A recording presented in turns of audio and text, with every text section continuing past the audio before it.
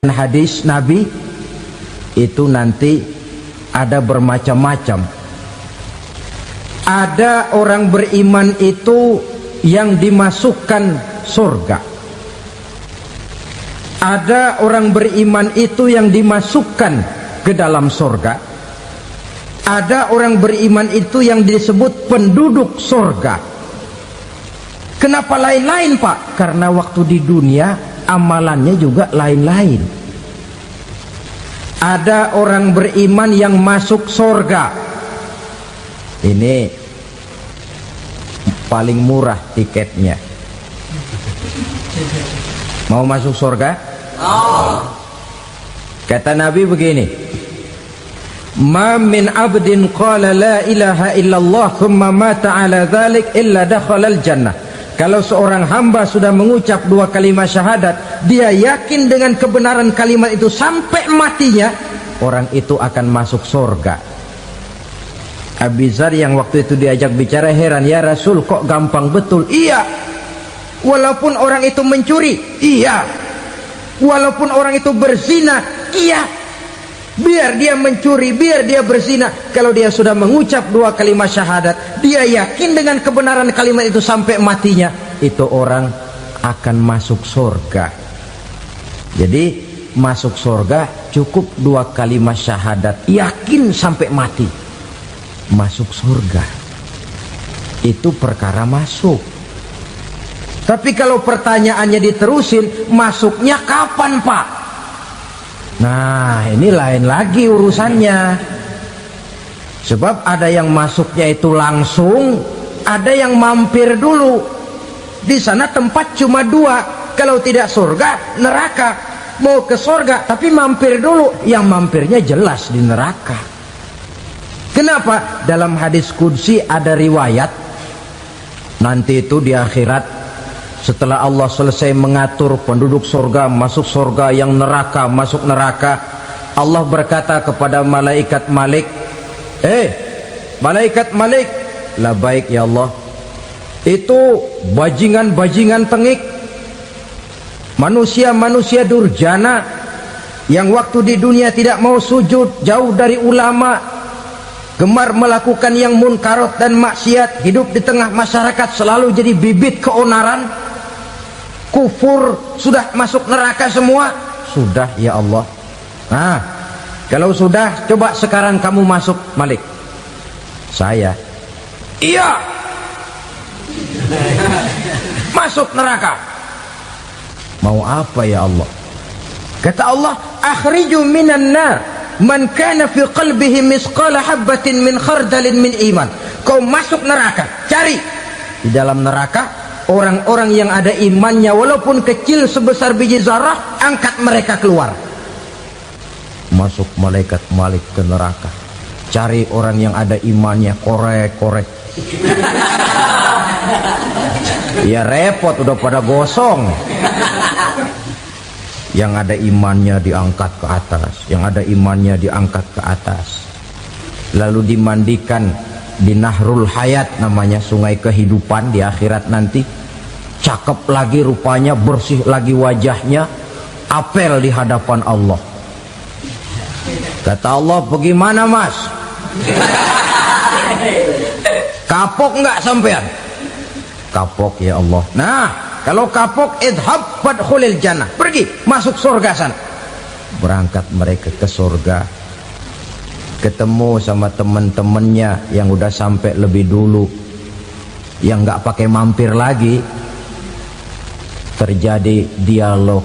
Kata teman-temannya yang udah pada nyampe duluan, mas, iya, emang baru sampai? Saya baru sampai. Memang mampir di mana dulu mas? Kita sudah lama sampai di surga.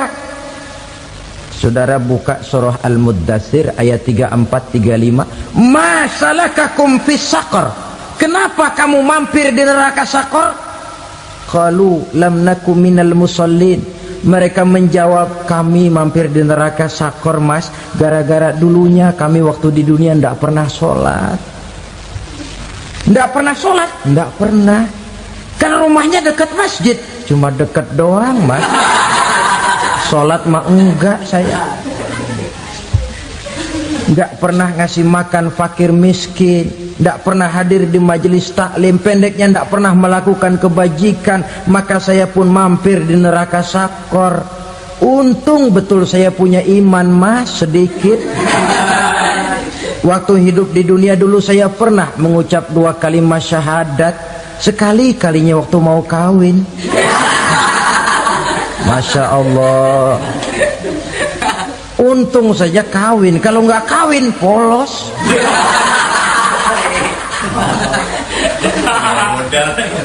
Itu juga pengulu sudah setengah mati ngajarin asyhadu alla asyhaduan asyhaduan.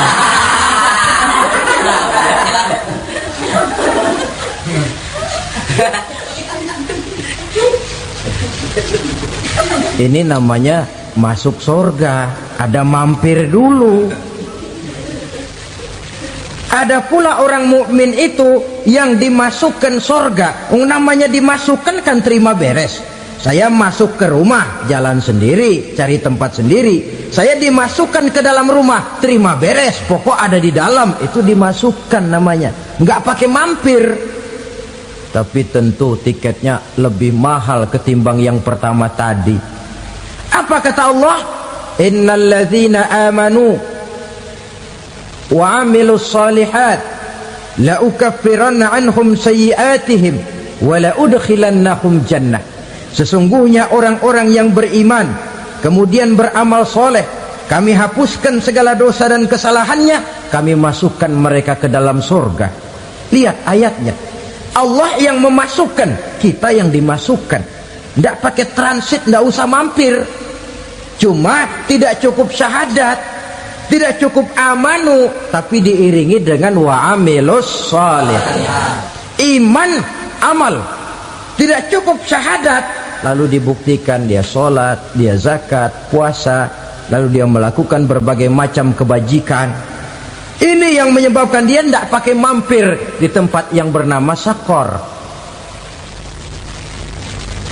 Lalu ada pula orang mukmin itu yang disebut penduduk sorga. Wah, ini sudah VIP ini. Ashabul jannah, penduduk sorga. Siapa mereka? Kata Allah, innal ladzina amanu summa istaqamu fala khaufun alaihim wala hum yahzanun ulaika ashabul jannah hum fiha khalidun. Sesungguhnya orang-orang yang beriman lalu istiqamah, tetap dalam melaksanakan perintah Allah, tidak goyah, tidak labil tapi stabil, istiqamah, mereka tidak takut dan tidak bersedih hati. Merekalah penduduk surga. Iman, istiqamah. Tidak punya duit, sembahyang. Banyak duit, sembahyang. Miskin, sembahyang. Kaya, tetap sembahyang. Istiqamah. Kadang orang kalau susah rajin ke masjid, banyak duitnya ngelihat masjid melengos. Waktu miskin hamba Allah, setelah kaya jadi hamba harta.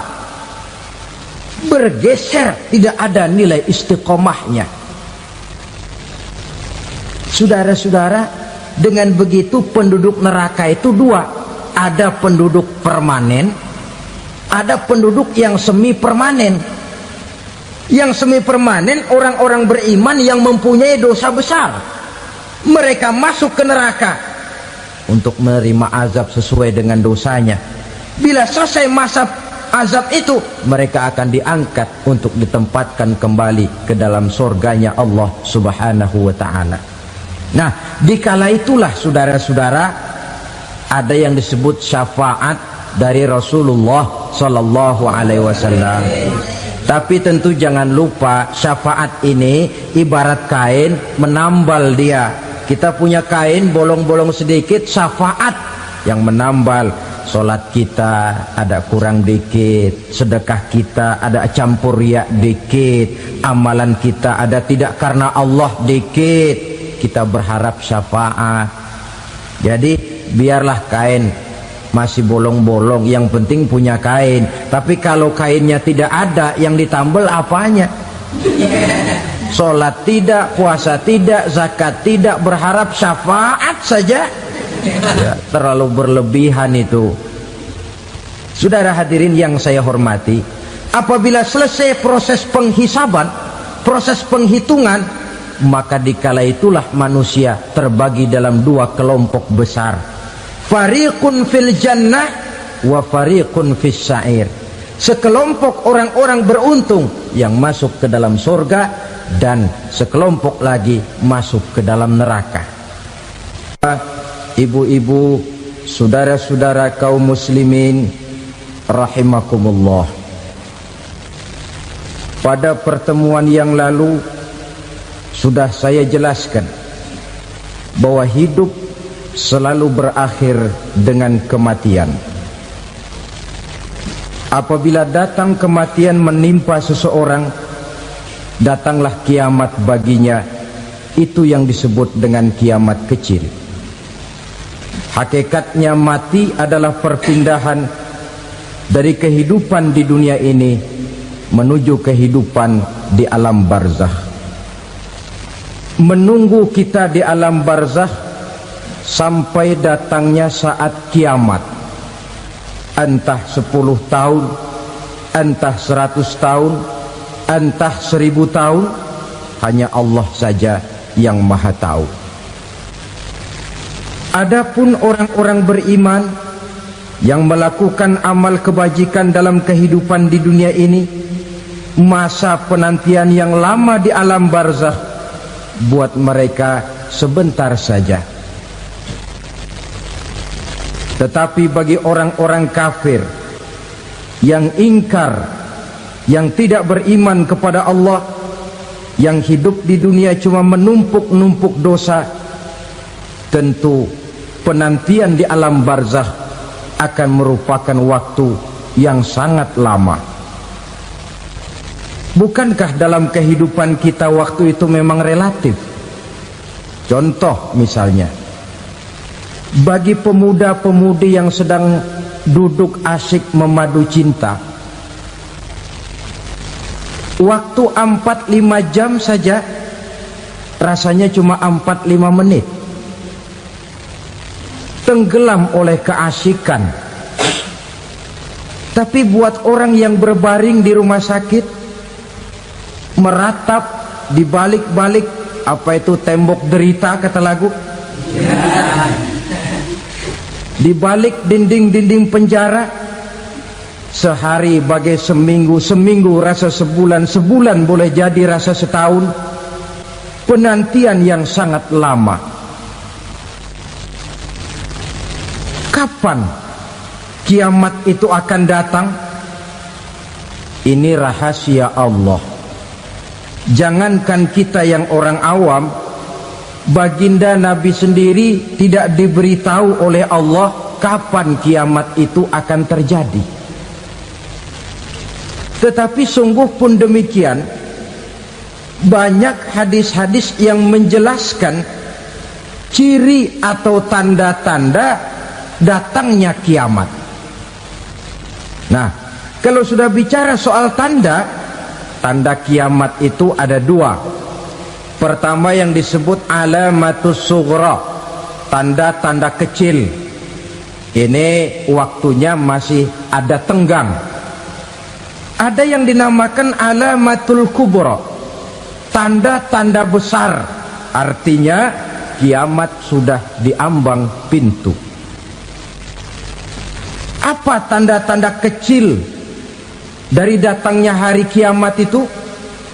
Misalnya kata Nabi, apabila ilmu sudah diangkat oleh Allah, artinya apabila ulama sudah banyak wafat, minat orang belajar agama berkurang, lalu kebodohan nampak merajalela di mana-mana, zina dikerjakan secara terbuka, minuman-minuman keras jadi kebanggaan, itu termasuk di antara tanda-tanda kecil terjadinya hari kiamat.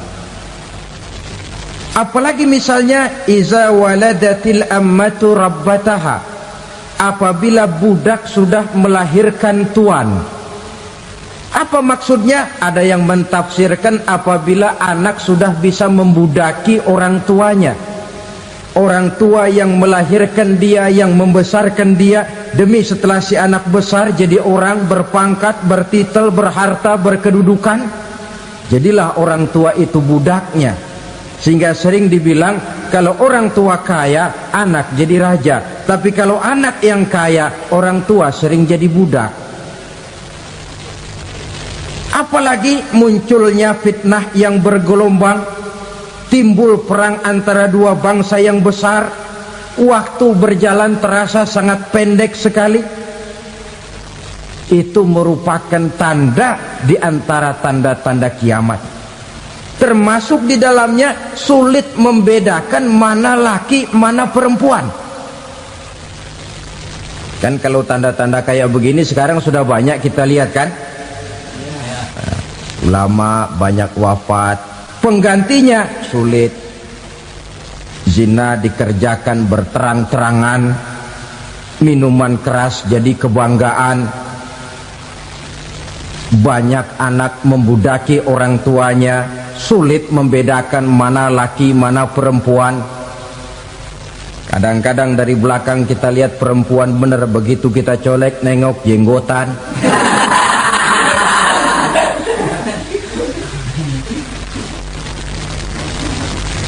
Ini termasuk tanda-tanda kecil, masih ada tenggang sampai akan terjadinya kiamat itu. Nah, yang dimaksud dengan tanda-tanda besar, ini tanda besar artinya kiamat sudah diambang pintu. Pertama, matahari terbit dari sebelah barat. Apabila matahari sudah terbit dari arah sebelah barat, tertutuplah sudah pintu taubat. Bersabda Nabi kita, la taqumus sa'atu hatta tatlu'a syamsu min maghribiha. Tidak akan datang hari kiamat sampai matahari terbit dari arah sebelah barat. Fa iza tala'at, manakala matahari telah terbit dari arah sebelah barat, wara'ahan nasu, manusia banyak menyaksikan itu, amanu ajma'un, mereka pun lalu beriman. Yang tadinya kafir, yang tadinya ingkar, yang tadinya membangkang, setelah melihat matahari terbit dari sebelah barat, buru-buru beriman, berlomba-lomba mengucap dua kalimat syahadat. Tapi apa yang terjadi? Kata Nabi, wadzalika hina la yanfa'u nafsan imanuha lam takun amanat min qabl. Hari itu adalah hari yang iman sudah tidak berguna lagi bagi seseorang apabila sebelumnya memang dia tidak pernah beriman. Au kasabat fi imaniha khaira, atau beriman tetapi tidak pernah melakukan kebajikan di dalam keimanannya itu. Hari yang sudah kasib, hari yang sudah terlambat, beriman tidak akan ada gunanya lagi. Ini pelajaran buat kita. Sebelum sang surya terbit dari sebelah barat, sebelum nafas sampai di tenggorokan, artinya pintu taubat masih terbuka. Kalau dua hal itu sudah terwujud, nafas sudah sampai di kerongkongan atau matahari sudah terbit dari arah sebelah barat, tertutuplah sudah pintu taubat. Tak ada lagi gunanya pangkat, jabatan, harta, bahkan beriman pun dalam suasana macam itu too late, kata orang Kulon. Sudah terlambat. Matahari terbit dari arah sebelah barat, itu tanda besar, artinya kiamat sudah diambang pintu. Lalu apalagi tanda besar? Munculnya Dajjal. Dajjal artinya pendusta-pendusta yang menyesatkan manusia. Ada dua macam Dajjal, saudara. Ada Dajjal kecil, ini Dajjal kelas teri. Kalau ini sejak zaman Rasulullah sudah ada itu. Tiap zaman ada. Di zaman Rasulullah misalnya ada yang bernama Aswad al-Unsi dari Yaman, ada yang namanya Musailamah al-Kazzab dari Yamamah, ada yang namanya Ibnu Sayyad dari Madinah, Ini dajjal-dajjal di zaman Rasul. Musailamatul Kadzab memproklamirkan diri jadi nabi, dia di zaman Rasul masih hidup. Ini dajjal zaman Nabi. Di zaman sahabat muncul dajjal-dajjal. Di zaman kita sekarang ini dajjal-dajjal pun gentayangan. Dajjal-dajjal kelas teri. Kerjanya mendustakan manusia, menyesatkan manusia, memalingkan manusia dari jalan yang benar dan diridhoi oleh Allah Subhanahu wa taala. Adapun yang merupakan tanda besar dari datangnya kiamat, dajjal-dajjal kelas kakap, pembohong-pembohong besar yang menyesatkan masyarakat manusia berpaling dari jalan Allah mengikuti jalan mereka. Apa sih ciri dajjal itu? Kata Nabi dalam hadis Bukhari Muslim, "Inna dajjala", sesungguhnya yang namanya dajjal itu yakhruju, satu saat akan muncul mendekati hari kiamat. Wa inna ma'ahu ma'an, si dajjal ini membawa air. Wa naran, dan juga membawa api. Dua simbol. Di tangan yang satu dia bawa air, di tangan yang satu dia bawa api. Wa ammal ladzi yarahu an-nasu ma'an fanarun, adapun yang orang banyak lihat air, hakikatnya adalah api. Yang dilihat api, hakikatnya adalah air. Oleh sebab itu, kalau api yang ditawarkan, ambillah air. Kalau air yang ditawarkan, pilihlah api. Maksudnya apa ini? Ini bahasa simbol, saudara-saudara. Dajjal bicaranya seolah-olah untuk kepentingan manusia, menawarkan surga. Surga yang dia tawarkan hakikatnya neraka. Hai manusia, kalau kau mau bahagia, jangan dekat-dekat dengan agama. Sholat itu tidak efektif dan efisien, tidak produktif dari segi ekonomi itu. Menghadiri majelis taklim cuma buang-buang waktu. Tahajud, tasbih, tahlil, baca Quran, apa itu? Pekerjaan mubazir saja. Hidup ini cuma sekali, masa yang cuma sekali, manfaatkan dengan sebaik-baiknya. Mumpung, dibawanya sifat mumpung, tetapi dalam pengertian yang sangat negatif. Bicaranya seolah-olah untuk kepentingan manusia, tetapi sebenarnya menjerumuskan manusia. Menawarkan air, tapi sebenarnya api. Menawarkan api, tapi hakikatnya air. Buat apa kamu sholat? Buat apa kamu bayar zakat? Buat apa kamu puasa? Surga yang dicanangkan Dajjal, hakikatnya neraka. Neraka yang digambarkan Dajjal, pada dasarnya adalah surga. Jadi memutarbalikkan fakta itu kerjaan Dajjal. Yang hak jadi batil, yang batil dibilang hak, yang benar jadi salah, yang salah malah jadi benar. Tuntunan disuruh jadi tontonan, tontonan malah menjadi tuntunan. Itu pekerjaan Dajjal profesinya. Zamannya Nabi Adam, Dajjalnya kan iblis. Betul? Betul. Apa sih gang kerayuan iblis itu? Allah setelah menciptakan Nabi Adam kan bilang, Adam, kau dan istrimu Hawa tinggal di surga ini. Seluruh fasilitas yang ada di surga persilahkan kau nikmati. Satu yang tidak boleh, jangan coba-coba dekati pohon khuldi. Dekat saja jangan, apalagi sampai memetiknya. Datang Dajjal yang namanya iblis ini. Adam, kamu tahu nggak kenapa tidak boleh makan buah khuldi? Ya nggak tahu, pokoknya saya dilarang. Bodoh kamu Dam. Khuldun artinya kekal.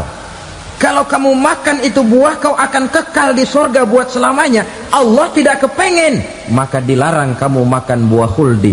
Kalau kau ingin kekal di surga Adam, makan saja. Saya bicara begini ini untuk kepentingan kamu Adam.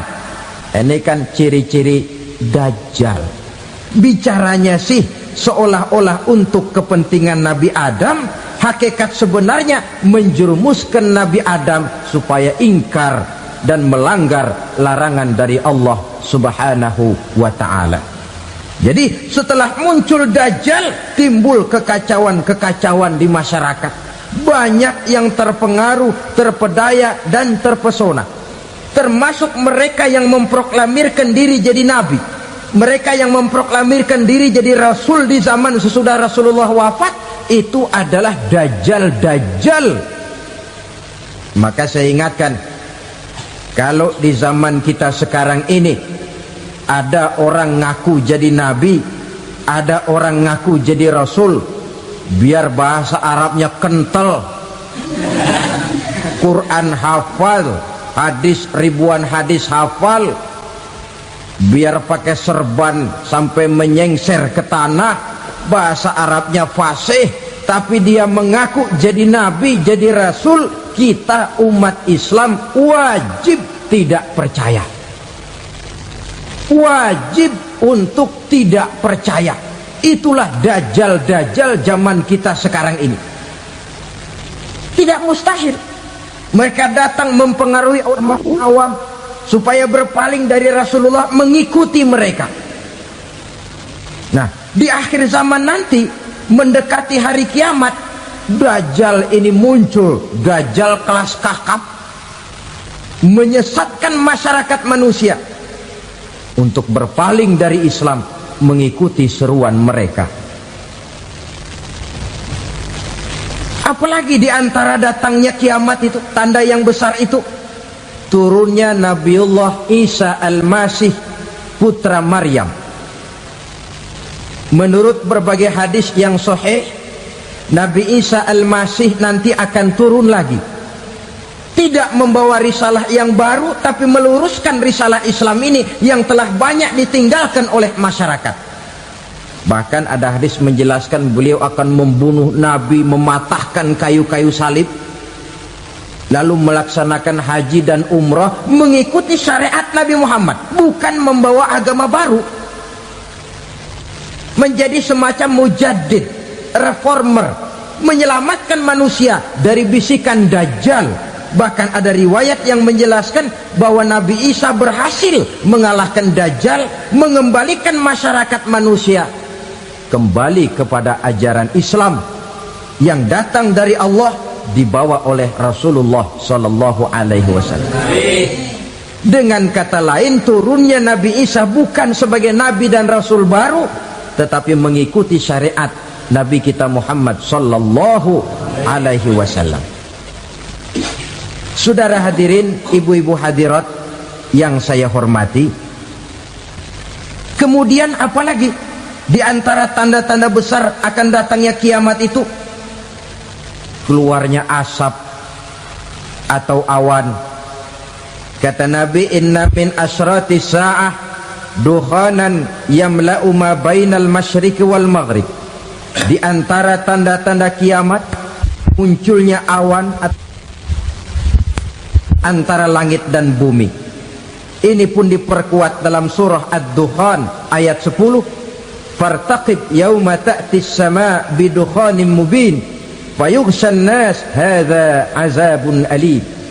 Bagi orang-orang yang beriman, mereka biasa-biasa saja, tapi bagi orang kufur, datangnya asap dan awan ini merupakan azab yang kelewat pedih. Barangkali sedikit mendekati gambaran tentang azab yang pedih ini, saya ingatkan alam pikiran kita kepada peristiwa yang belum lama terjadi. Pernah dengar berita bocornya reaktor nuklir di Chernobyl, Uni Soviet? Pernah dengar? Nah, bocornya reaktor nuklir di Chernobyl yang mengakibatkan ratusan, bahkan sangat mungkin ribuan nyawa. Cuma satu reaktor. Bagaimana kalau seluruh cadangan nuklir yang dimiliki oleh para negara adikuasa ini diledakkan? Bahkan yang konon menurut catatan cadangan nuklir yang dimiliki bersama oleh Amerika dan Rusia sekarang ini sudah sanggup memusnahkan 6 miliar manusia, 1,5 kali lebih banyak dari jumlah manusia yang nongkrong di permukaan bumi ini. Saudara-saudara hadirin yang saya hormati, lalu saat mendekati hari kiamat, apalagi tandanya? Setelah Nabi Isa wafat, pada saat turunnya yang kedua kali, lalu Allah meniupkan angin sejuk. Semua orang-orang beriman, orang-orang baik wafat, sehingga penghuni bumi ini cuma tinggal lagi terdiri dari orang-orang kafir. Tidak ada lagi di bumi ini yang bisa mengucapkan Allah. Hingga dalam hadis qudsi itu ada keterangan, innallaha azza wa jalla yaqulu li Israfil. Allah pernah pesan kepada malaikat Israfil, kata Allah, Israfil, iza sami'ta qailan yaqul Allah Allah fa akhirin nafah 40 sanatan ikraman liqailiha. Hai Israfil, apabila kau dengar di permukaan bumi masih banyak orang yang mengucapkan Allah Allah, maka tunda sangkakala kiamat itu 40 tahun. Untuk apa? Ikraman liqailiha, menghormati orang yang mengucapkan Allah Allah itu. Wah, jadi karena sekarang masih banyak yang mengucapkan Allah, besar hatilah kita, masih jauh kiamat itu. Tapi jangan lupa, kiamat pribadi, kiamat kecil itu yang gak kita sangka-sangka. Ajal datang mencabut nyawa, itu kiamat pribadi, dan itu yang pasti kita hadapi, dan itu yang membuat kita tidak boleh bersikap main-main di dalam kehidupan sekarang ini. Saudara hadirin yang saya hormati, tidak ada lagi orang-orang muslim. Seluruh penduduk dunia ini kafir. Lalu terciptalah struktur sosial yang berlandaskan prinsip hidup semau gue. Bakal terjadilah prinsip di mana yang kaya menyantap yang miskin, yang kuat menindas yang lemah. Hidup sudah bagaikan di rimba belantara, berlaku hukum rimba. Siapa yang kuat dia yang menang, siapa yang lemah menjadi mangsa. Timbul kekacauan, maksiat merajalela, munkarat menjadi-jadi, sehingga isi bumi ini penuh dengan segala macam perbuatan dosa. Tidak ada perlunya lagi alam diperpanjang temponya. Datang saat yang sudah dijanjikan oleh Allah Azza wa Jalla, maka terjadilah yang disebut kiamat kubra, kiamat besar, kiamat ancur-ancuran. Bagaimana kejadian ini dimulai? Dalam surah Az-Zumar ayat 68, Allah Subhanahu wa taala berfirman, wa nufikha fis suri fasa'iqa man fis samawati wa man fil ardi illa man sya'allahu. Maka manakala ditiuplah sangkakala, terkejutlah seluruh yang ada di langit dan seluruh yang ada di bumi. Bila saat kiamat datang, Allah perintah malaikat Israfil, Israfil, tiup sangkakalamu.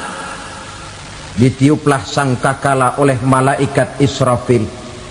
Yang akibat daripada tiupan itu, seluruh yang ada di langit, seluruh yang ada di permukaan bumi terkejut. Yang ada di langit siapa? Malaikat kan. Bayangin aja kalau malaikat kaget, apalagi kita. Terkejut seluruh makhluk yang ada di bumi, yang ada di langit mendengar suara sangkakala itu. Bunyinya tidak sanggup kita bayangkan dahsyatnya. Ledakan nuklir, ledakan neutron, belum apa-apa ketimbang bunyi sangkakala malaikat Israfil ini. Nah, lalu mendengar bunyi sangkakala ini, gemparlah makhluk, kacaulah alam. Bumi gempa, planet-planet bertabrakan, gunung meletus, air laut tumpah ke darat, angin topan bertiup, halilintar menyambar. Lalu semua yang bernama hidup mati total.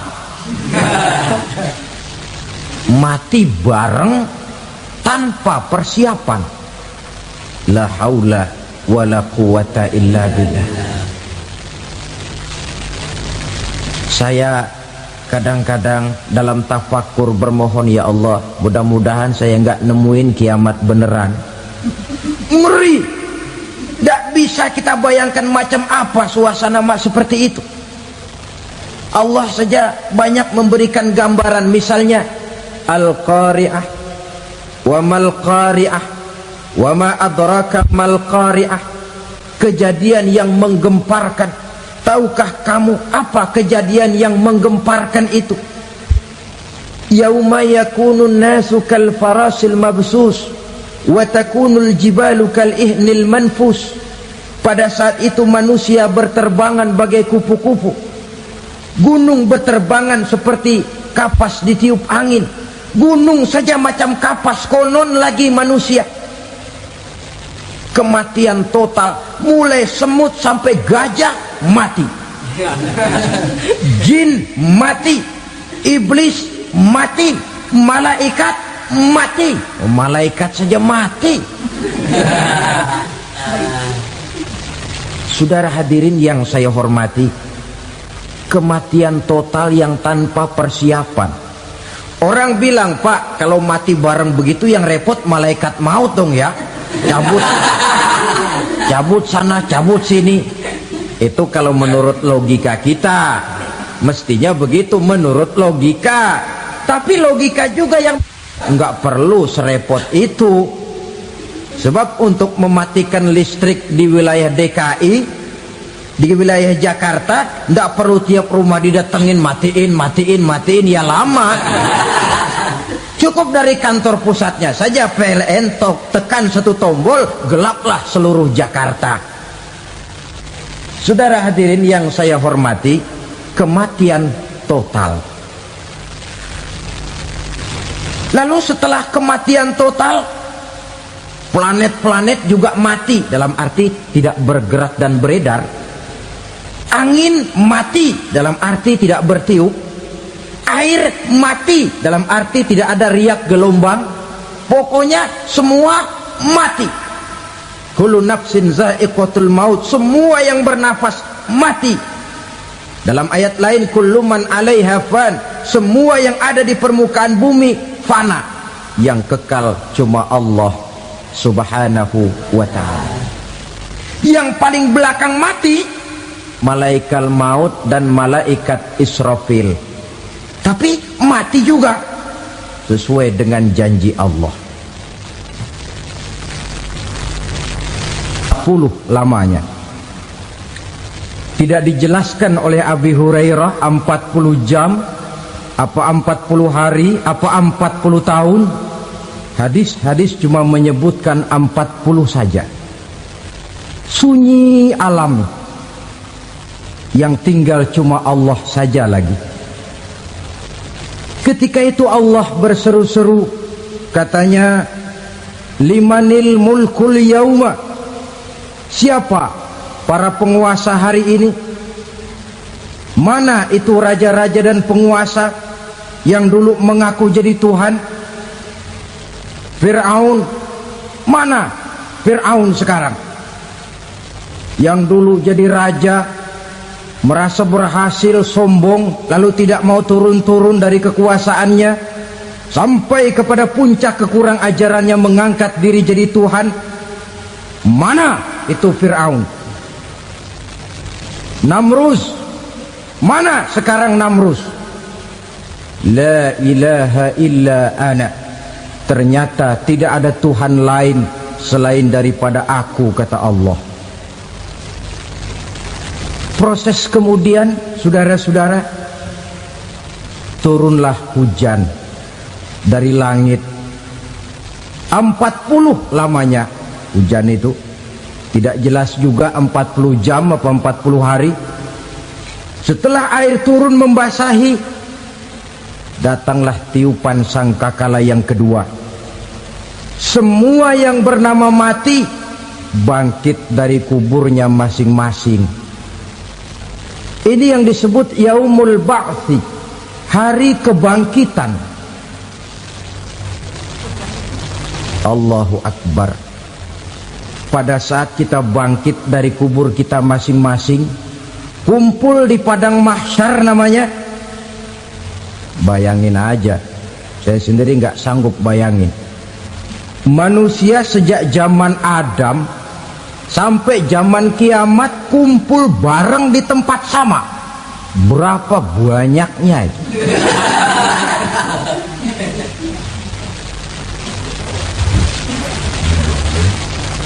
Dan yang luar biasa menurut satu riwayat, pada saat bangkit itu, Masya Allah, roman muka kita berubah,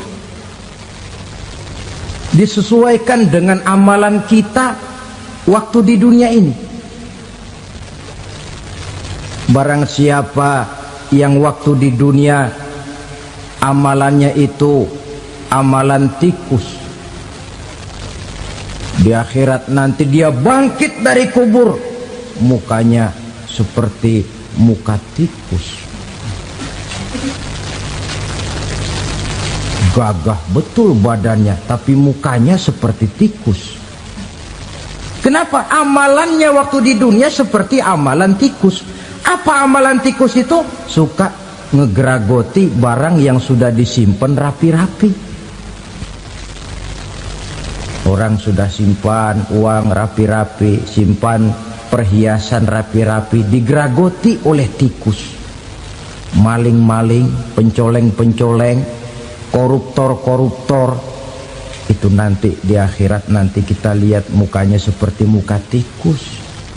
Oh, ini waktu di dunia suka nyolong, mukanya seperti muka tikus. Barang siapa yang waktu di dunia ini amalannya itu amalan macan, dia akan bangkit nanti mukanya seperti muka macan. Apa amalan macan? Macan itu amalannya menang-menangan. Orang yang mau menang saja nggak mau mengalah. Coba lihat di hutan, kenal hutan nggak? Di hutan, raja hutan di mana-mana pasti macan, betul kan? Betul. Padahal hutan belum pernah bikin pemilihan umum. Tapi macan tidak peduli ada pemilihan umum apa tidak, pokok saya raja. Sebab apa? Macan jadi raja itu bukan karena benar, tapi karena kuat jadi raja. Setelah dia jadi raja, rakyat hutan yang mesti dilindungi malah dimakan oleh raja macan. Kambing rakyat hutan dimakan oleh macan. Ayam rakyat hutan dimakan oleh macan. Itu nanti kita lihat di akhirat itu mukanya seperti muka macan, gagah betul. Lalu barang siapa yang di dunia ini amalannya itu seperti amalan anjing, nanti dia punya muka seperti muka anjing. Apa amalan anjing? Pertama, anjing itu kalau disuruh jaga rumah, dia tidak bisa membedakan mana maling, mana tamu. Biar yang datang maling, kalau bawa tulang, anjing kalem. Yang kedua, anjing itu akan setia kepada siapa saja yang memberinya roti. Siapa yang memberinya roti, itulah majikannya. Apa kata majikannya, pasti dia laksanakan. Soal benar atau salah dia tidak peduli. Setelah anjing dapat roti, dia tidak punya pilihan lain kecuali bilang, abdi mah kumaha juragan wae ayeuna mah.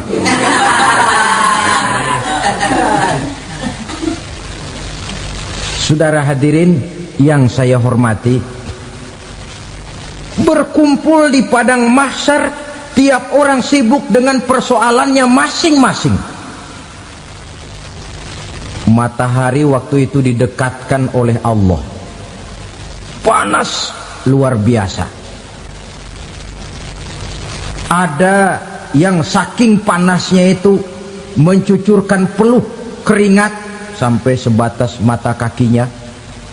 Ada yang keringatnya sampai sedengkulnya, ada yang keringatnya sampai sepusatnya, ada yang keringatnya mengalir sampai sebahunya, ada yang kelelap oleh keringatnya sendiri, sementara orang di sampingnya nggak apa-apa. Bergantung lagi amalan dia waktu di dunia ini. Saudara-saudara, sebagian orang dalam kepanikan padang mahsyar berombong-rombong datang mereka menghadap Nabi Adam. Ya Adam, anta abal bashar. Hai Adam, Tuhan adalah bapak moyang manusia. Kami sebentar lagi akan disidang, dimintakan pertanggungan jawab. Tolonglah kami, hai Adam.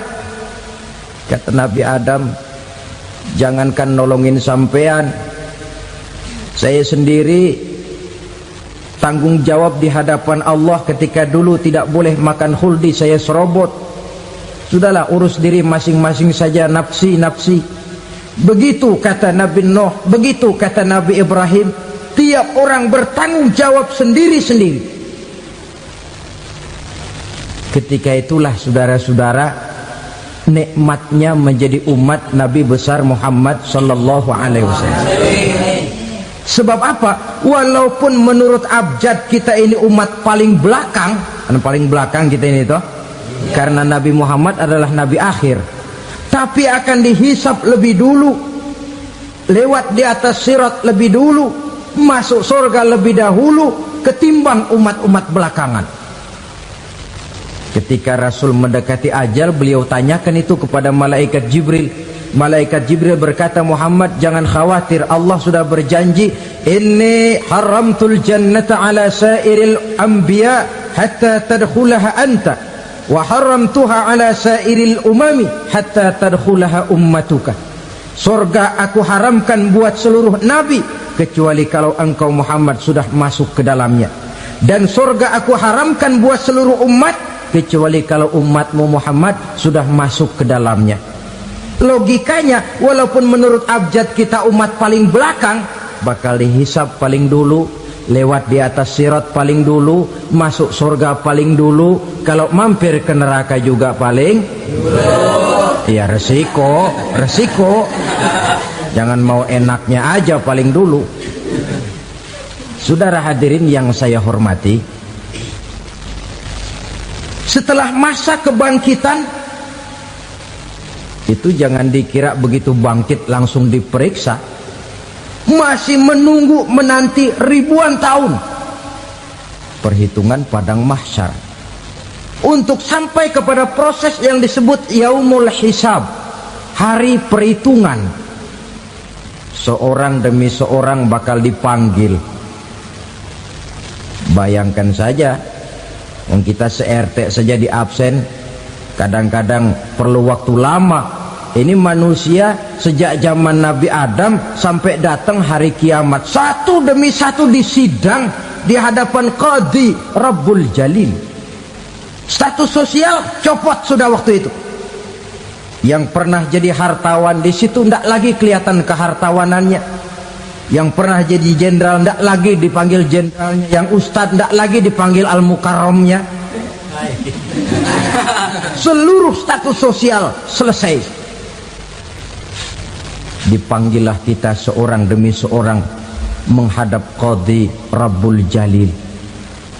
Bagaimana proses penghisaban itu? Pertama, proses tanya jawab. Di antaranya ada hadis menyatakan, lan tazula qadama 'abdin yaumal qiyamah hatta yus'ala an arba'i khisalin. Besok di hari kiamat tidak akan bergeser telapak kaki seorang hamba sampai dia ditanya lebih dulu tentang 4 persoalan. Tentang ilmunya, kemana ilmu itu diamalkan.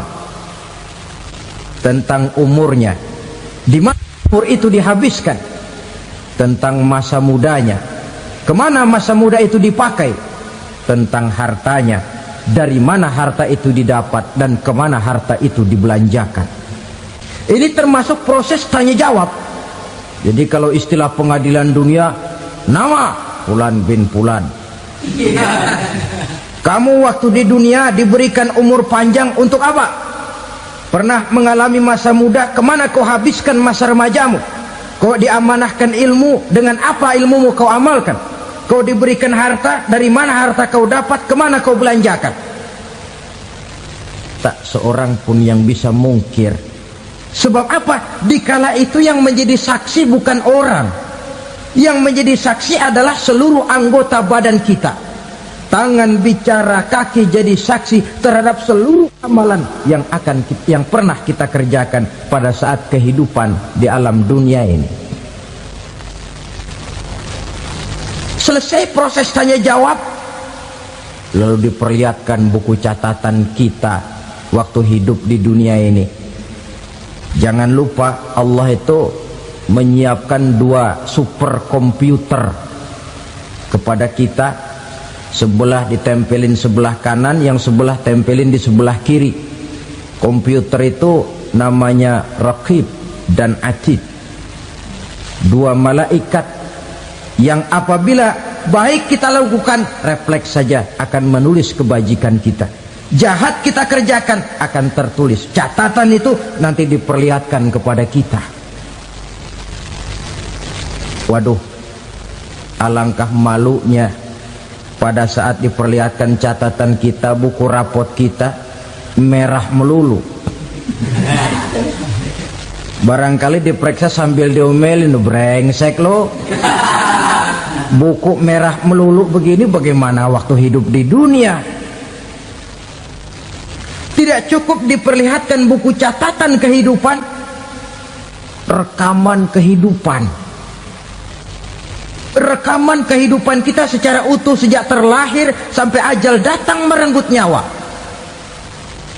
Barangkali mirip dengan video sekarang ini, di mana terekam dengan baik seluruh kegiatan kita sejak yang sekecil-kecilnya sampai kepada yang sebesar-besarnya. Untuk kemudian kita pun menerima balasan. In khairan fa khairun wa in syarran fa syarrun. Kalau baik ya baik balasannya, kalau jahat ya jahat juga balasannya. Catatan-catatan kita diberikan. Kalau banyak kebajikannya diberikan di tangan kanan dengan cara yang halus. Kalau banyak kejahatannya diberikan dari sebelah kiri atau dilempar dari belakang. Itulah sebabnya sejak di dunia ini kita sudah mohon kepada Allah. Ketika berwudu membasuh tangan kanan, apa kita bilang? Allahumma a'tini kitabi biyamini wa hasibni hisaban yasira. Ya Allah, berikan saya kitab di tangan kanan, dan kalau saya memang perlu dihisab, hisablah saya yang seringan-ringannya. Tangan kiri berlindung kita kepada Allah, jangan sampai diberikan kitab di tangan kiri atau dari arah sebelah belakang. Wa a'udzubika an tu'tiya kitabi bishimali aw min wara'i zuhri, dari arah sebelah belakang. Na'udzubillah min dzalik. Setelah selesai lewat proses penghisaban, lewat mizan, timbangan, maka yang sudah selesai dihisab itu bergeraklah menuju sirat, jembatan yang terbentang menuju surga melalui neraka. Saudara-saudara, panjangnya perjalanan sirat itu memakan waktu ratusan tahun. Tetapi orang yang lewat di atas sirat pun macam-macam, bergantung amalannya ketika di dunia ini. Ada yang lewat di atas sirat itu kalbarkil khatib, seperti kilat yang menyambar, lep, sudah sampai dia di surga. Cepat bukan main. Ada yang lewat di atas sirat itu seperti orang lari-lari. Ada yang lewat di atas sirat itu seperti orang jalan biasa. Ada yang sambil merangkak. ada yang sambil ngesor, ada yang sambil gelayutan, ada yang selamat sampai ke ujung ke surga, ada yang tergelincir jatuh masuk ke dalam neraka, bergantung amalannya dalam kehidupan di dunia sekarang ini. Tiap kita akan melewati yang namanya sirat ini. Saudara-saudara kaum muslimin yang saya hormati, dengan demikian mereka yang selamat melalui sirat sampai ke terminal akhir surga, mereka yang ketika dihisab ternyata banyak kejahatannya daripada kebaikannya, mereka singgah di dalam neraka. Nah, adapun orang-orang yang beriman menurut ayat Quran dan hadis Nabi itu nanti ada bermacam-macam. Ada orang beriman itu yang dimasukkan surga. Ada orang beriman itu yang dimasukkan ke dalam surga. Ada orang beriman itu yang disebut penduduk surga. Kenapa lain-lain, Pak? Karena waktu di dunia amalannya juga lain-lain. Ada orang beriman yang masuk surga. Ini paling murah tiketnya.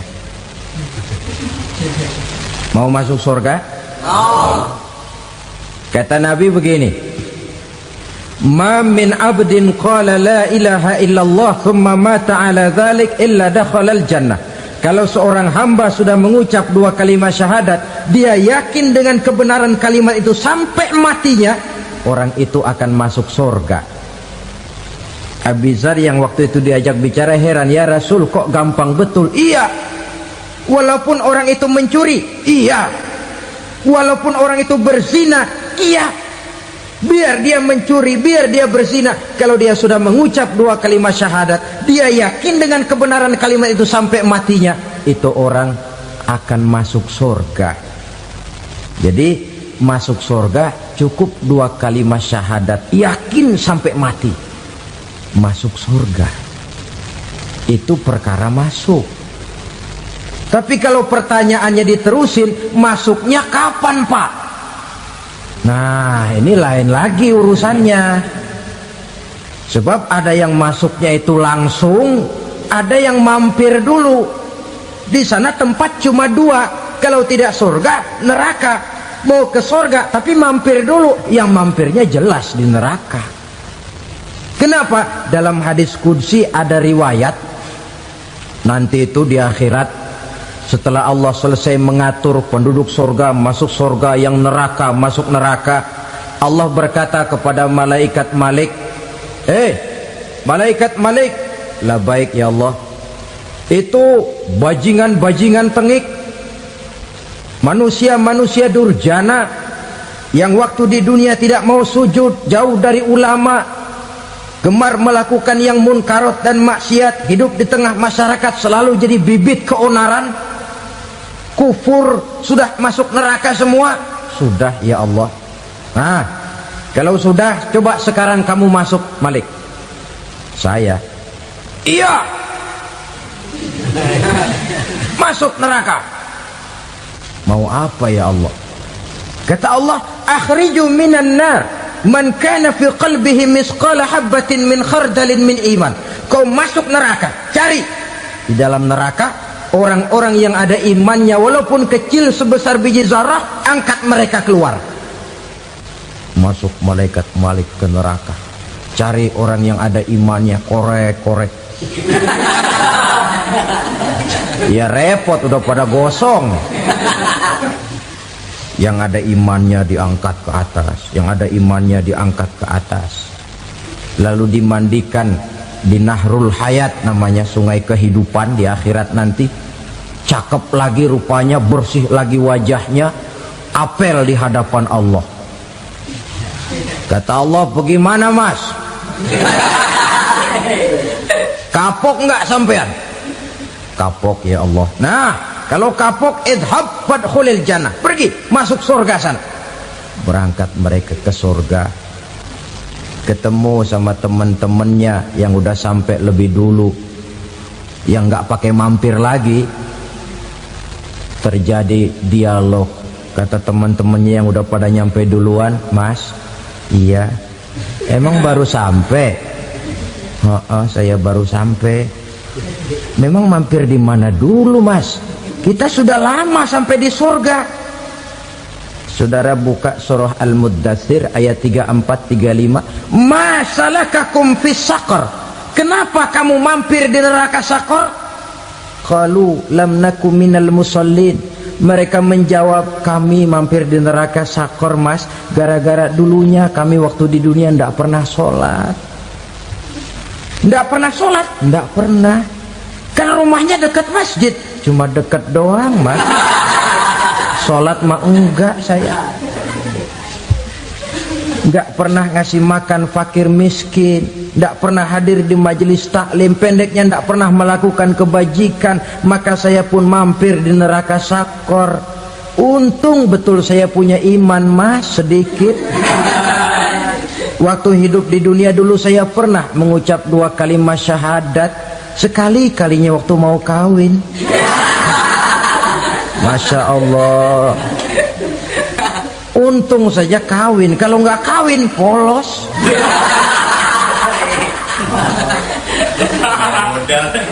Itu juga pengulu sudah setengah mati ngajarin. Asyhadu alla, asyaduaan, asyaduaan.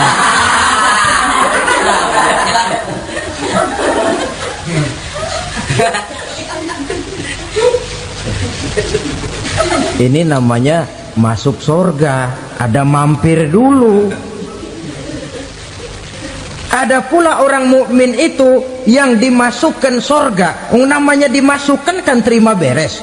Saya masuk ke rumah, jalan sendiri, cari tempat sendiri. Saya dimasukkan ke dalam rumah, terima beres, pokok ada di dalam, itu dimasukkan namanya. Nggak pakai mampir. Tapi tentu tiketnya lebih mahal ketimbang yang pertama tadi. Apa kata Allah? Innal ladzina amanu wa amilus salihat la ukaffiranna anhum sayyi'atihim wa la udkhilannahum jannah. Sesungguhnya orang-orang yang beriman kemudian beramal soleh, kami hapuskan segala dosa dan kesalahannya, kami masukkan mereka ke dalam surga. Lihat ayatnya, Allah yang memasukkan, kita yang dimasukkan. Tidak pakai transit, tidak usah mampir. Cuma tidak cukup syahadat, tidak cukup amanu, tapi diiringi dengan wa'amilus salih. Iman, amal. Tidak cukup syahadat, lalu dibuktikan dia sholat, dia zakat, puasa, lalu dia melakukan berbagai macam kebajikan. Ini yang menyebabkan dia tidak pakai mampir di tempat yang bernama Saqar. Lalu ada pula orang mukmin itu yang disebut penduduk surga. Wah, ini sudah VIP ini. Ashabul jannah, penduduk surga. Siapa mereka? Kata Allah, innal ladzina amanu summa istaqamu fala khaufun alaihim wala hum yahzanun ulaika ashabul jannah hum fiha khalidun. Sesungguhnya orang-orang yang beriman lalu istiqamah, tetap dalam melaksanakan perintah Allah, tidak goyang, tidak labil tapi stabil, istiqamah, mereka tidak takut dan tidak bersedih hati. Merekalah penduduk surga.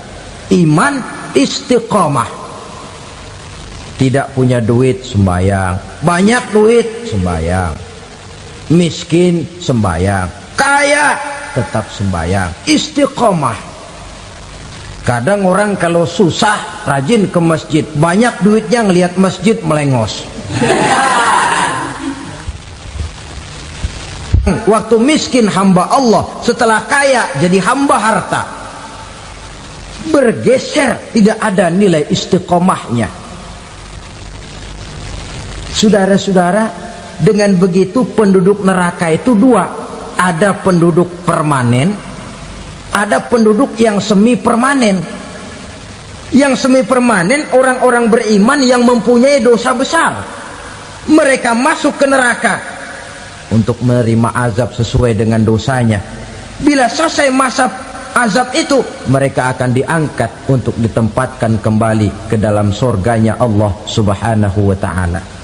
Nah, dikala itulah saudara-saudara, ada yang disebut syafaat dari Rasulullah Sallallahu Alaihi Wasallam. Tapi tentu jangan lupa, syafaat ini ibarat kain menambal dia. Kita punya kain bolong-bolong sedikit, syafaat yang menambal. Solat kita ada kurang dikit, sedekah kita ada campur riak dikit, amalan kita ada tidak karena Allah dikit, kita berharap syafaat. Jadi biarlah kain masih bolong-bolong, yang penting punya kain. Tapi kalau kainnya tidak ada, yang ditambal apanya? Solat tidak, puasa tidak, zakat tidak, berharap syafaat saja. Ya, terlalu berlebihan itu. Saudara hadirin yang saya hormati, apabila selesai proses penghisaban, proses penghitungan, maka dikala itulah manusia terbagi dalam dua kelompok besar. Fariqun fil jannah wa fariqun fis sa'ir. Sekelompok orang-orang beruntung yang masuk ke dalam surga, dan sekelompok lagi masuk ke dalam neraka. Dia akan diberikan rezeki oleh Allah dengan jalan yang tidak disangka-sangka. Rezekinya datang dengan cara yang tidak disangka-sangka. Gajinya mungkin kecil, tapi penghasilannya gede. Kan itu yang penting. Gaji dan penghasilan kan lain tuh. Boleh jadi gaji kecil, asal penghasilan gede, kan nikmat hidup itu. Nah, penghasilan ini ada yang bisa kita perkirakan. Bisa kita perkirakan. Misalnya gaji itu tadi. Kalau saya kerja, gaji saya begini. Ada rezeki yang masuk min haitsu la yahtasib. Tidak kita sangka-sangka, tidak kita duga-duga, tahu-tahu ada saja rezeki. Datang orang bawa persoalan yang mendatangkan hasil. Sebab rezeki, jodoh, maut memang seperti bayangan. Kita uber-uber dia lari, kita diem dia diem. Kan gemesin itu. Bayang-bayang itu begitu. Kita kejar, dia lari. Rezeki juga begitu. Kita diem, dia diem. Setengah mati yang namanya rezeki kita cari, kita uber. Ngobek sampai ratusan bohong kita kerjain. Tapi memang belum waktunya, ya sulit untuk tembus. Tapi kadang-kadang giliran kita nongkrong di rumah, datang orang bawain rezeki. Itulah yang namanya rezeki. Tapi ini untuk orang yang bertakwa. Kalau tidak punya kredibilitas takwa, jangan lalu pakai ayat ini. Diberikan Allah dengan rezeki dengan jalan yang tidak disangka. Kan ada ayatnya dah, kita mah manteng aja di rumah dah. Ntar juga tuh rezeki datang. Ini fasilitas yang diberikan kepada orang yang wa may yattaqillah, bertakwa kepada Allah, yarzuqhu min haitsu la yahtasib, diberikan rezeki dengan cara yang tidak disangka-sangkanya. Maka kadar ketakwaan jangan membuat kita buruk sangka. Tuh orang ya nggak kemana-mana, duitnya ada aja. Kalau dia takwa, Allah berikan jalan keluar. Yang lantas ngelihat kiai orangnya ahli ibadah, ilmunya tinggi, akhlaknya luar biasa, takwanya tinggi, rezekinya lancar, lalu husnuzon nih kiai nggak kemana-mana, duitnya banyak, miara tuyul kali ini. Itu termasuk jaminan Allah yang masuk kategori min haitsu la yahtasib. Yang ketiga, yaj'al lahu min amrihi yusra, dimudahkan segala urusannya. Dimudahkan segala urusannya. Kemudian yang keempat, yukaffir anhu sayyiatihi wa yu'azzim lahu ajra, diampuni segala kesalahannya dan dibesarkan pahala kebaikan yang dikerjakannya. Al-Quranul Karim memberikan tuntunan dan ajaran kepada kita bahwa orang-orang yang memperoleh kemenangan itu tidak lain adalah orang-orang yang bertakwa. Hanyalah mereka yang bertakwa kepada Allah Subhanahu wa ta'ala pada akhirnya akan tampil sebagai pemenang. Lalu siapa orang yang bertakwa itu? Dijelaskan dalam awal-awal Al-Baqarah, orang yang bertakwa yang akan meraih kemenangan. Pertama, allazina yu'minuna bil ghaib, yaitu orang-orang yang beriman kepada yang gaib, percaya bahwa ada alam yang gaib, alam yang abstrak, alam yang tidak bisa dijangkau oleh salah satu daripada panca indera kita. Mereka percaya dan beriman kepada adanya malaikat, beriman kepada adanya iblis dan jin, beriman kepada adanya alam kubur, beriman kepada adanya alam mahsyar, beriman kepada adanya alam akhirat, beriman kepada adanya surga dan neraka. Beriman bukan cuma sekedar beriman dalam ucapan bibir saja, tetapi beriman yang nilai iman itu mampu mewarnai gerak dan gaya hidupnya. Iman yang meresap sampai ke tulang sumsum, kemudian memberikan dampak positif di dalam kehidupan manusia. Alam, kita tahu, adalah sesuatu yang selain Allah, dan Allah bukanlah alam. Apapun namanya selain daripada Allah, itu adalah alam. Alam pada hakikatnya terbagi menjadi dua. Ada alam syahadah, alam nyata, alam konkret, alam yang bisa dijangkau oleh salah satu indera kita. Kemudian ada alam ghaib, alam yang tidak bisa dijangkau oleh panca indera kita, alam metafisika, alam abstrak, alam yang wajib kita imani keberadaannya. Kita percaya bahwa malaikat itu ada, kita percaya kepada jin, bahwa jin itu ada, kita percaya kepada adanya iblis dan setan. Bukan percaya kepada iblis dan setannya, percaya bahwa iblis dan setan itu ada. Itu termasuk salah satu daripada sifat orang yang bertakwa kepada Allah.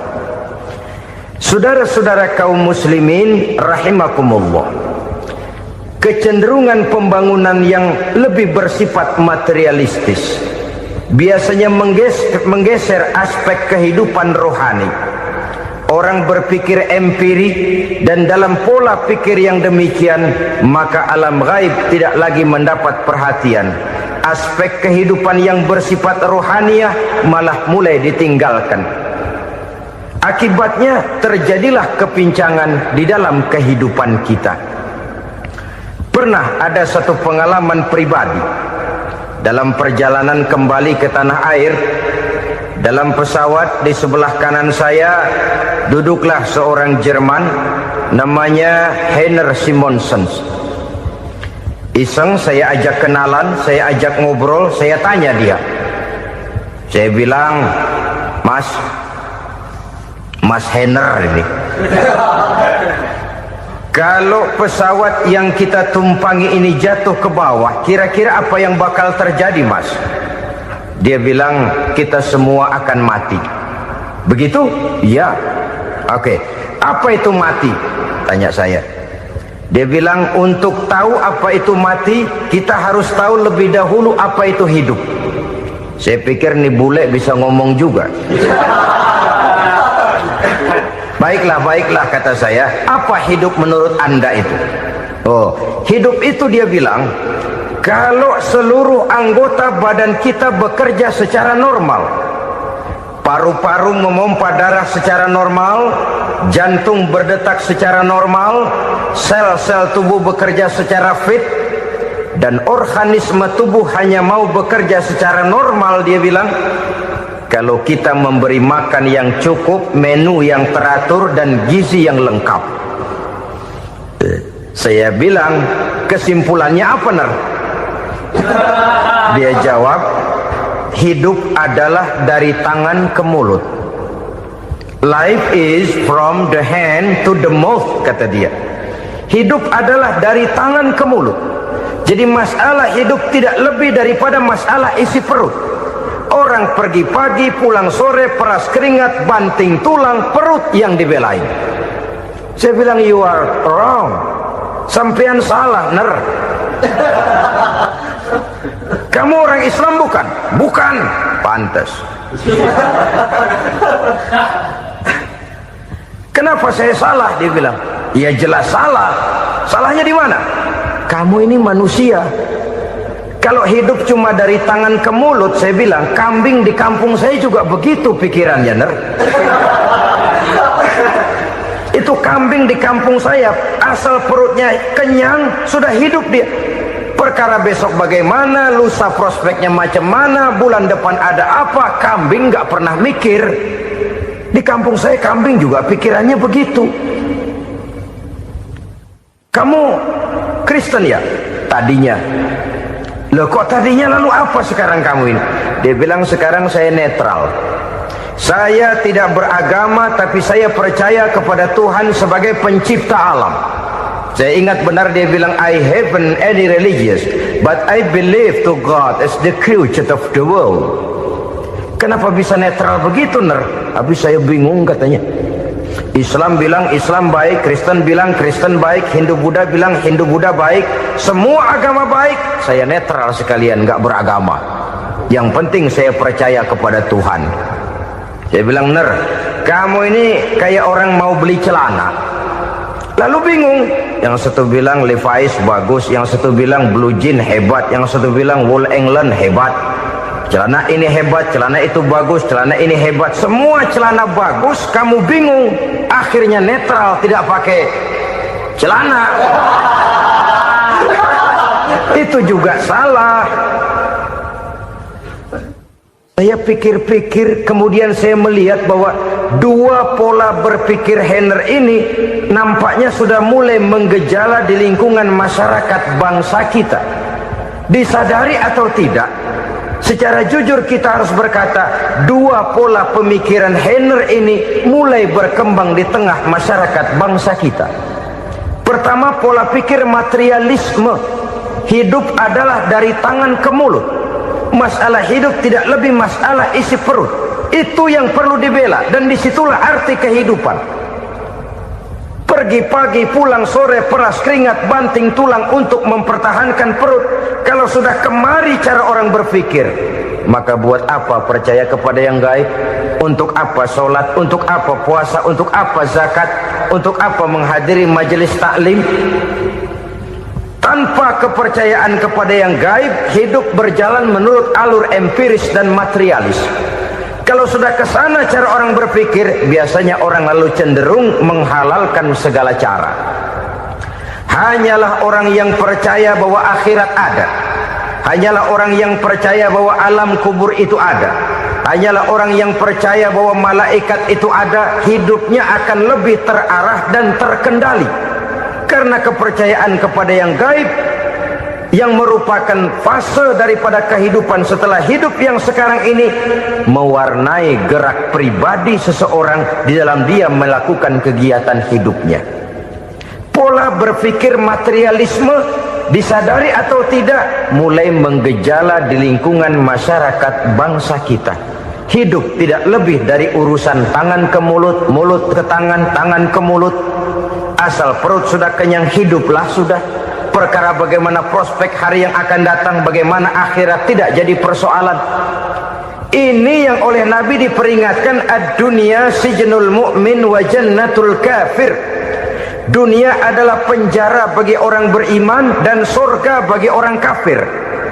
Dulu di zaman Belanda hadis ini pernah disalah tafsirkan, disalah artikan, digunakan sebagai senjata untuk mengkebiri dan membuat impoten umat Islam. Sudahlah umat Islam gak usah macam-macam, kata Belanda. Dunia ini kan penjara buat orang Islam, surga buat orang kafir. Di penjara jangan bertingkah.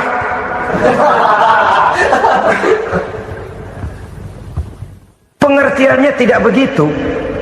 Dunia adalah penjara bagi orang mukmin. Artinya dalam kehidupan dunia seorang mukmin tidak bebas memperturutkan hawa nafsunya. Di penjara hawa nafsunya itu. Sebaliknya, surga bagi orang-orang kafir. Buat orang kafir, surgalah dunia ini. Mereka bebas memperturutkan hawa nafsunya. Dilarang tidak terlarang, dicegah pun tidak tercegah.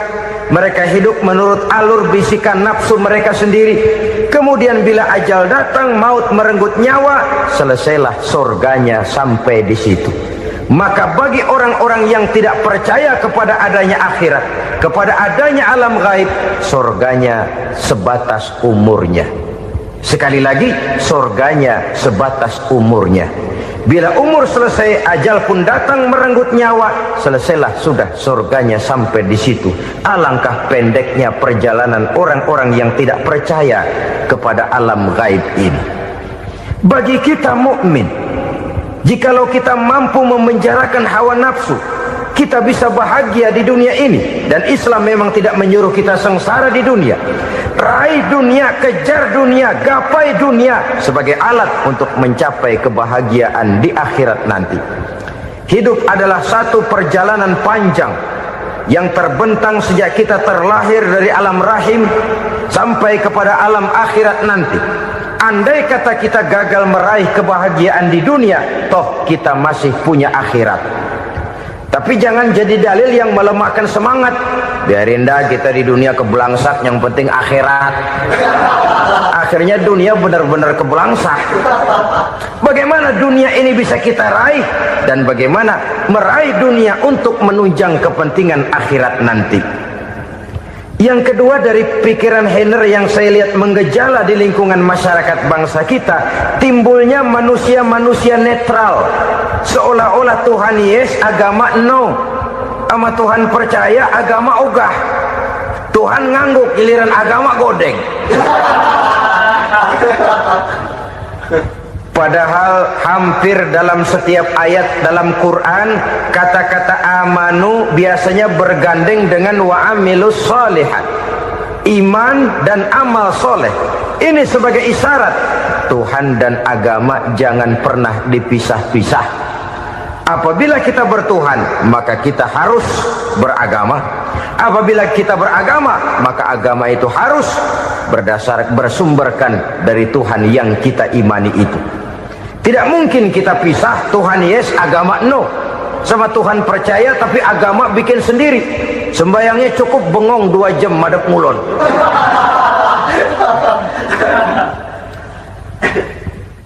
Saudara-saudara kaum muslimin rahimakumullah. Jadi dengan demikian, agama yang kita akui merupakan unsur mutlak di dalam pembangunan sekarang ini, merupakan bagian dari kehidupan yang menuntun kita bahwa di balik alam nyata ini, di balik alam syahadah ini ada alam gaib. Dan mudabbir, murabbi, yang mengatur, yang menguasai, yang memelihara baik dia alam nyata, baik dia alam gaib, tidak lain adalah Allah Subhanahu wa ta'ala.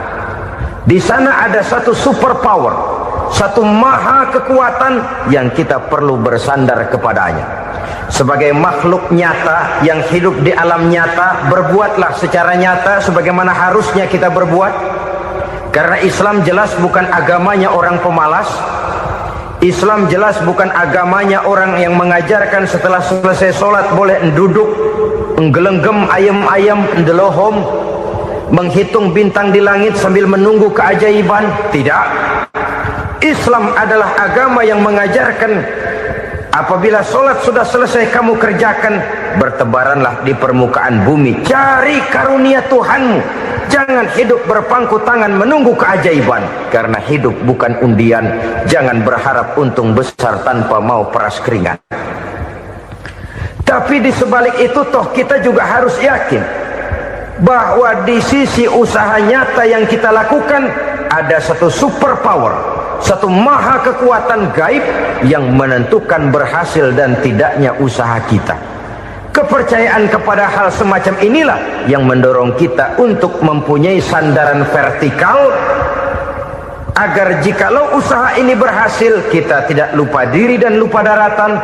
Jikalau usaha ini gagal, kita tidak putus asa dan buruk sangka, tidak cupik pandangan dan sempit hati, tapi mampu melihat persoalan dengan kacamata putih sambil husnuzon kepada Allah Subhanahu wa ta'ala.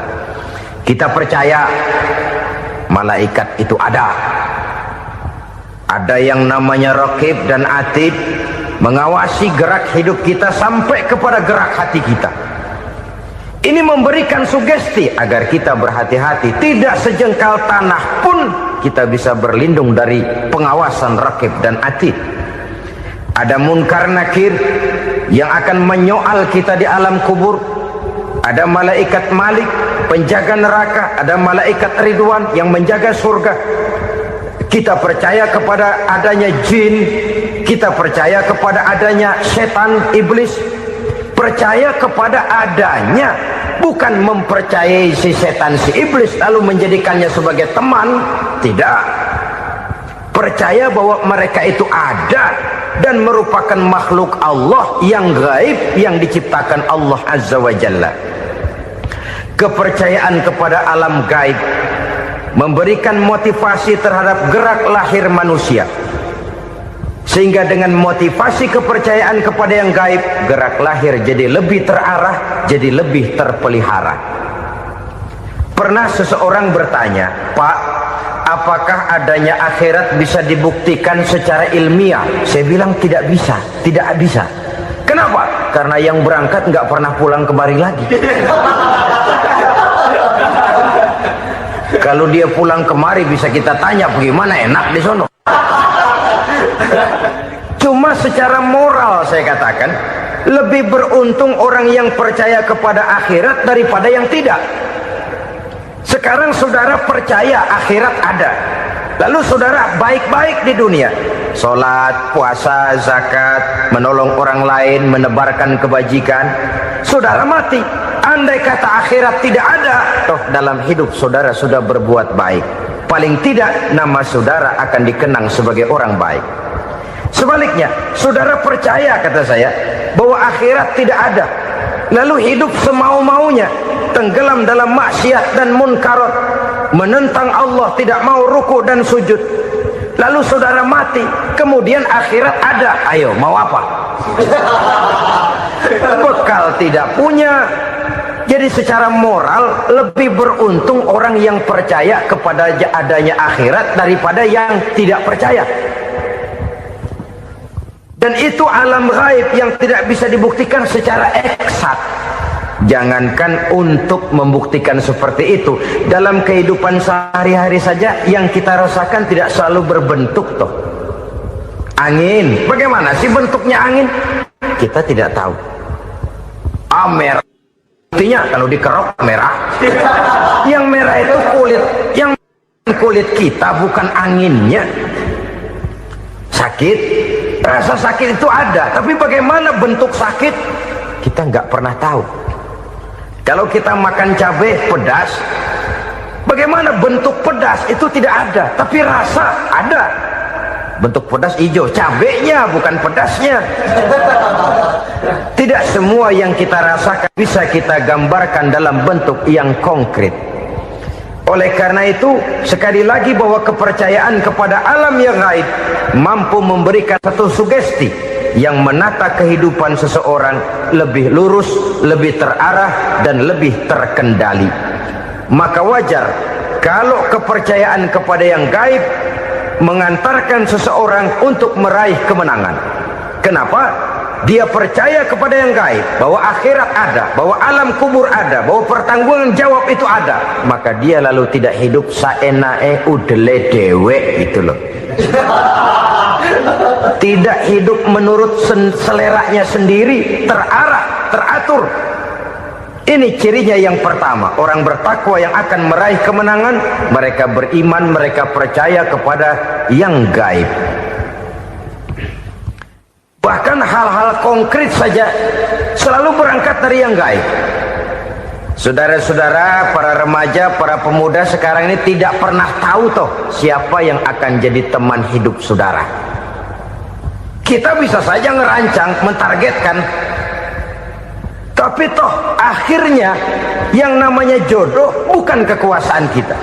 Rezeki di luar kemampuan kita. Begitu juga ajal, maut, jodoh, ajal adalah contoh-contoh konkret bahwa pada akhirnya yang gaiblah yang menentukan. Bertahun-tahun ngelancong, emang jodoh seret nggak jadi.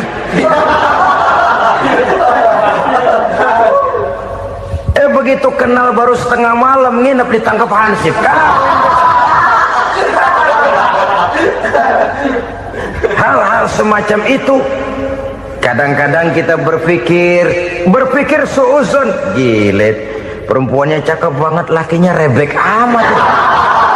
Memang begitulah jodohnya. Memang begitulah jodohnya.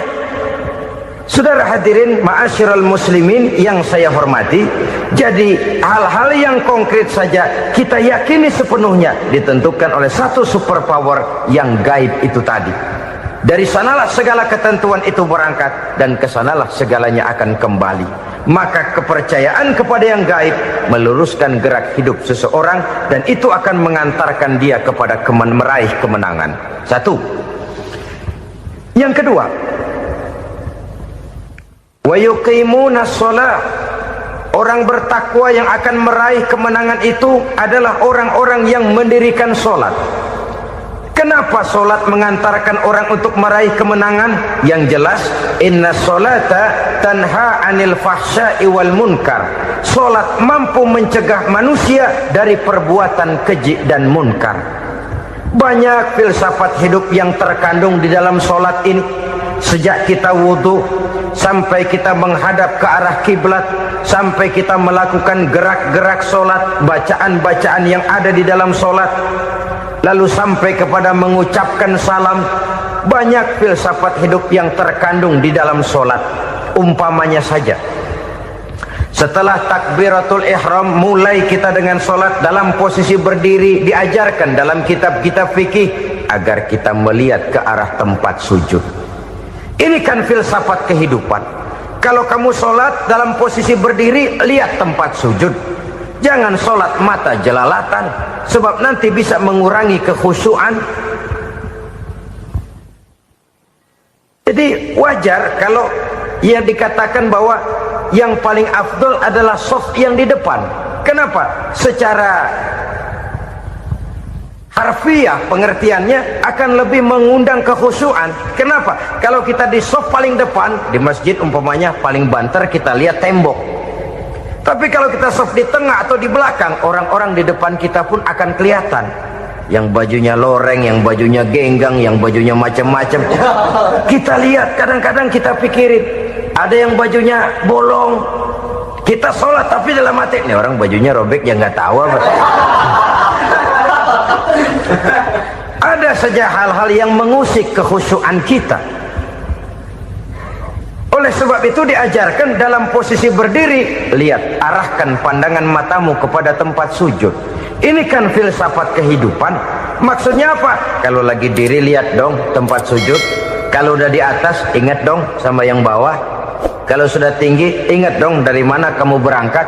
Kalau sudah berkuasa, bantu dong yang lemah. Kalau sudah kaya, santuni dong yang miskin. Kalau sudah alim, bimbing dong yang awam. Ini filsafat kehidupan. Dalam posisi berdiri, kau lihat tempat sujud.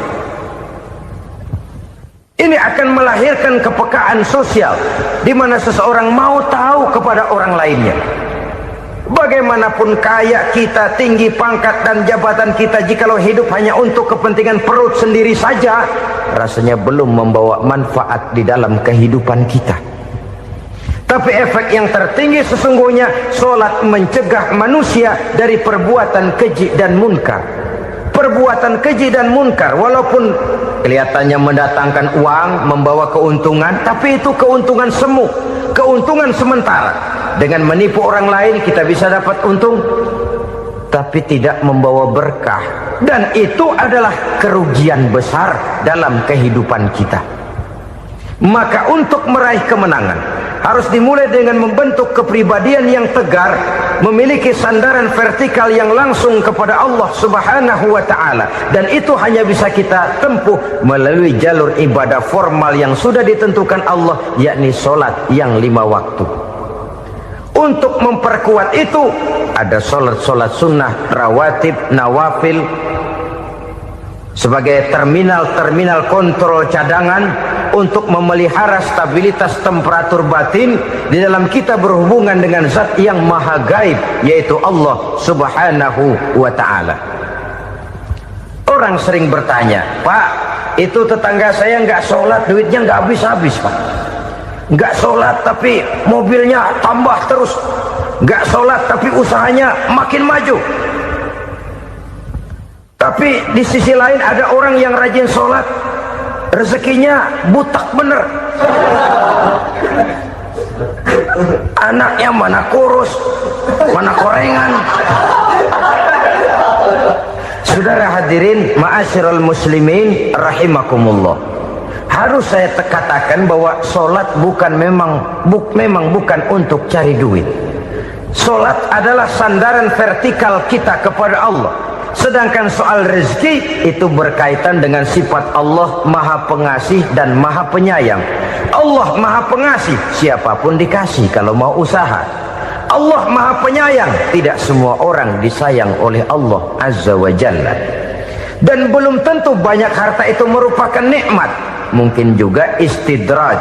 Artinya istidraj itu dikasih tapi diambulin, kalau bahasa Betawinya itu. Dikasih tapi diambulin, itu bukan merupakan nikmat sesungguhnya, lebih merupakan azab dari Allah Subhanahu wa ta'ala.